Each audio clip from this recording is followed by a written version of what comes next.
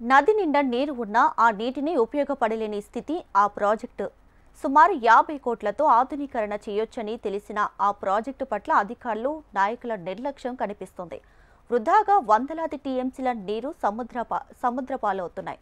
శ్రీకాకుళం జిల్లా ఇచ్చాపురం, పలాస నియోజకవర్గాల పరిధిలో 10,000 ఎకరాల పంట పొలాలకు సాగునీరందించే ప్రధాన వనరు పైడికం ప్రాజెక్టు ఉనికి కోల్పోయే పరిస్థితి నెలకొంది.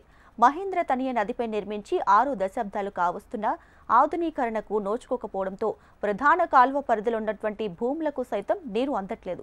ఆనకట్టను లొద్దగూడి వద్దకు మార్చాలని రైతులు పోరాడుతున్నప్పటికీ ఫలితం లేకపోవడంతో ఖరీఫ్లో సైతం నీటి కష్టాలు తప్పడం లేదు. ఒకప్పుడు 3 మండలాల్లో వేలాది ఎకరాలకు సాగునీరందించే పైడికం ప్రాజెక్టు పరిస్థితి దయనీయంగా మారింది. వైసీపీ అధికారంలోకి వచ్చిన తర్వాత ప్రజాప్రతినిధులు దీనిని పట్టించుకోకపోవడంతోనే శిథిలావస్థకు చేరుకుంది. దీంతో సాగునీటి ఇబ్బందులు తప్పడం లేదని రైతుల్లో ఆవేదన వ్యక్తమవుతుంది. ఇచ్చాపురం నియోజకవర్గంలోని సోంపేట మండలంలో మహేంద్ర తనియ నదిపై మాల గోవిందపురం పంచాయతీ బాతుపురం, కొత్త బాతుపురం గ్రామాల మధ్య పైడికం ప్రాజెక్టు ఉంది. ఈ ప్రాజెక్టు నుంచి సోంపేట, కంచిలి, మందస మండలాల పరిధిలోని 34 గ్రామ పంచాయతీల్లో సుమారు 10,000 ఎకరాలకు సాగునీరందేది. మహేంద్ర తనియపై బాతుపురం ఎగువ భాగంలో నిర్మించిన పైడికం ప్రాజెక్టు నుంచి ప్రధాన కాలువకి నీటి మళ్లింపుకు ఇబ్బందులు ఏర్పడుతున్నాయి.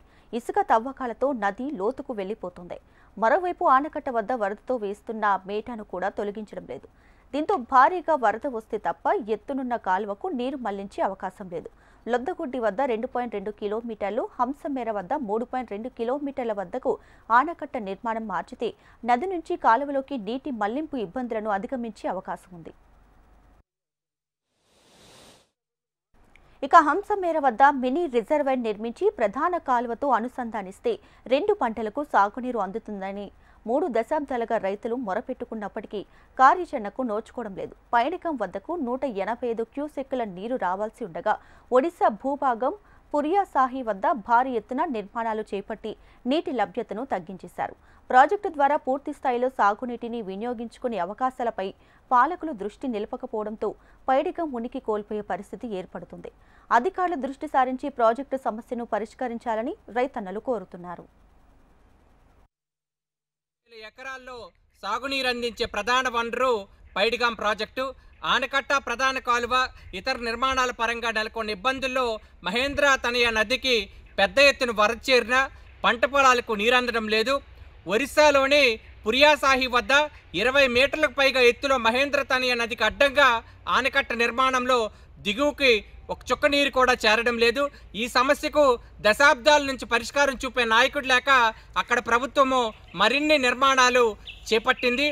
మరి ఈరోజు తీసుకున్నట్లయితే ఆంధ్ర భూభాగానికి సంబంధించిన కొండల్లో కురిసిన వరద నీరు మాత్రమే నదికి ప్రధాన ఆధారంగా మరిగింది.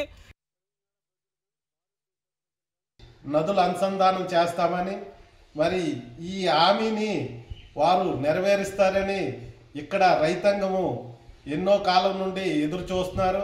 గత దశాబ్దాల కాలం నుండి ఇచ్చాపురం నియోజకవర్గంలో సాగునీరు లేక ఇక్కడ పూర్తిగా వ్యవసాయం దండుగని రైతులు ఇప్పటికే 75% వలసలు వెళ్ళిపోయారు.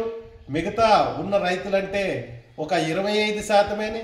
వారు కూడా ఏజ్డ్ పర్సన్సే ఇక్కడ ఉన్నారు.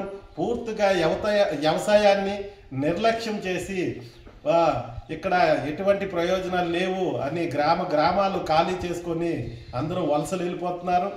మరి ఈ నికర జలాలు లేక పూర్తిగా భూగర్భ జలాలు అట్టడుగుపోయి అనేక రకమైన ఆరోగ్య సమస్యలు, మరి ఇంత అంత కదా అనేక రకమైన ఆరోగ్య సమస్యలు వచ్చి అటు ఉద్దానం ప్రాంతం ఏరియాలో కిడ్నీ బాధితులైతేమి, ఇటు మన ఇచ్చాపురం పూర్తి నియోజకవర్గంలో మహిళలకు అనేక ఆరోగ్య సమస్యలు రావడము,